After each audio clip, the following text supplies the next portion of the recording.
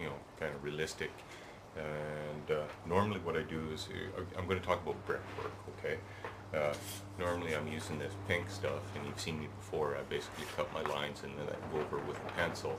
Then I can take some block of wood and then press in certain bricks if I want, you know, and you can cut them big or small. So that's normally what I do. If you don't have this, okay, there's other methods of doing it. Like on this is a really small guy. He's 15 mil, okay, and basically he's just wood coated with the plaster, the loose plaster mix, okay, and then painted. Gives you a, you know, sort of a plastery type effect. I should show you on here. The windows are made from just white glue weld bond, and then I've just made a little film over a couple of the panels.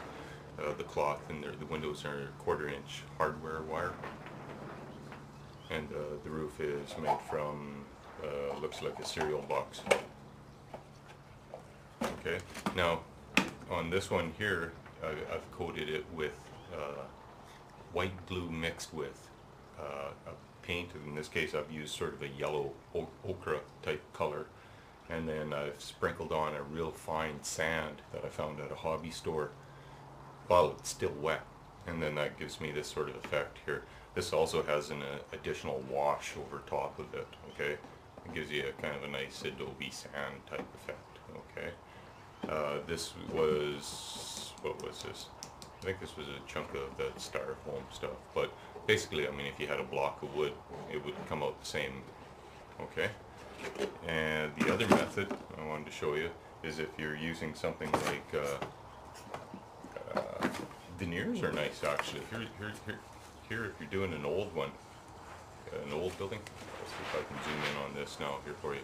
What this was the bottom of a door, okay? And I've let it dry in the sun so that it has that nice barnwood type effect to it. And as it dries, usually the grain of the wood will split into individual little boards, so it'll give you a nice board effect. So if you're doing an old dilapidated side of a barn or a building or something like that, this works really good, you know, especially on small scale. Works anywhere from basically N scale up to about 1/35. You just have to keep looking for, you know, the right size. Oh, and yeah, never mind. I'll show you these ones at some other time. Okay, so anyways, back to brickwork. Okay, you heard me mention cereal box. You can use, you know, little bits of cardboard. These are little bits of cardboard that come in hockey cards that I collect every now and then. But let's say packaging, you know, like the labels off stuff. Anything with that press board type thickness. I had a piece here that I was going to use set up. Here it is here.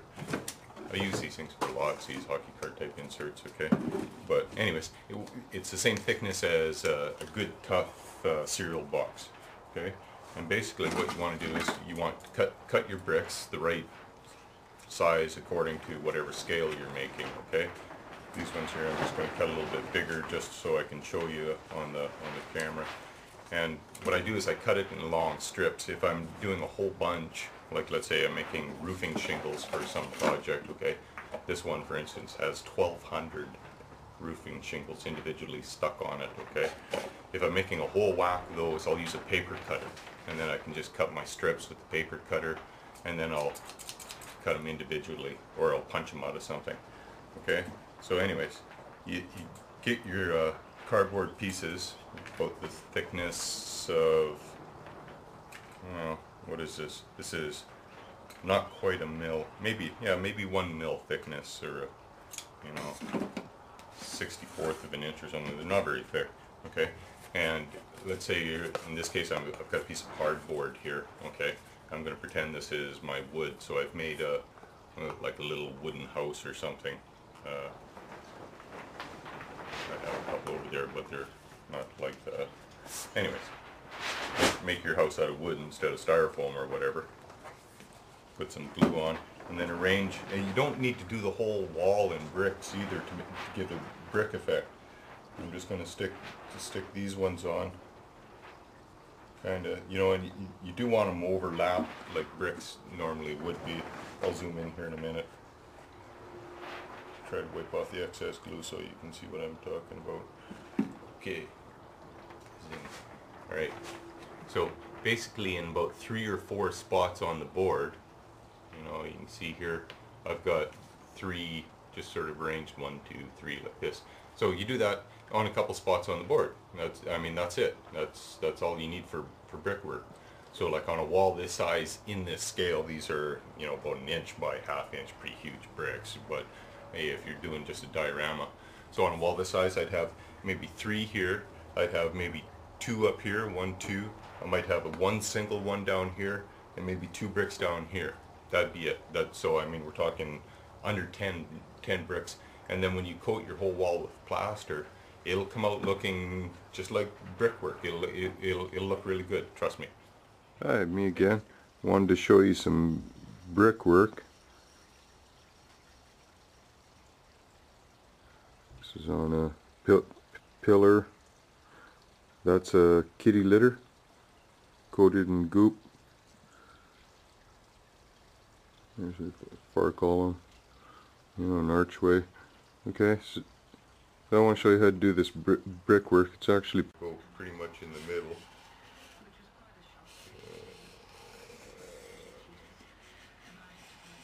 Okay, make your one line and then go over it with a pencil, and you can see it kind of makes your nice little grout line. Okay, now on spots where you've got, you know, things, marks already on your piece of styrofoam, try to make your brick lines there, and then it'll hide those. Okay, so in this case I've been making about 1 inch wide. Now if you get to a spot where you know, you can't use it, you can always, you know, have it so that it's a piece of chipped, you know, brick. You can, you know, detail it, or you can just fill that in with plaster. Okay, either or. It all depends on how fussy you are.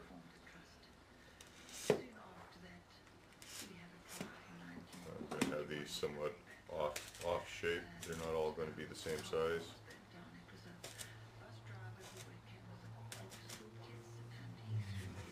See that? Oh yeah. Okay. And then on the side here, I'm just going to kind of go halfway up the left. This is a 1 inch piece of foam here that I'm using. It's usually better if you make your line there, then you know how far to go cut down with your knife. Otherwise sometimes you go too far, and then it's kind of easy sometimes to go down too far with your pencil. So just make these cuts here, and these ones I'm going to make, the bottom ones I'm making in between the other ones. And go over those with your pencil.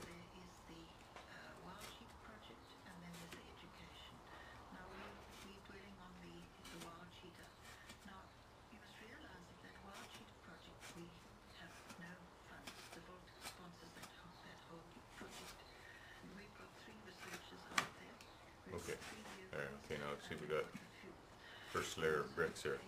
Now, if you want to have them sort of look a little bit more realistic, take a block of wood or a rock, nice, you know, sort of detailed rock, and you can press in, you know, either the pattern of the rock, or in this case here what I'm doing is I'm just kind of pressing in the brick a little bit in spots. Okay, I'm going to do that along the top edge of this one. And maybe on this one here a little bit. I'm going to do it on a bunch of them here. Okay, and you can also press down on the top. Let's see if you can see there. Okay, you can press down on the top. That way you have them sort of off kilter there a little bit. It's kind of hard to see, but they're makes the bricks shifted slightly, you know, so that they're not all just perfect. Makes it look a little bit more realistic after you've added your goop and detailing and stuff. And the rock patterns, when you're pushing in a rock in there, it'll make nice little lines. If you don't have it, you can, you know, do stuff like this. Do striations, you know, and have them all going, you know, one way. If you're doing a whole rock wall that you want it to look like it's been carved out of rock, do those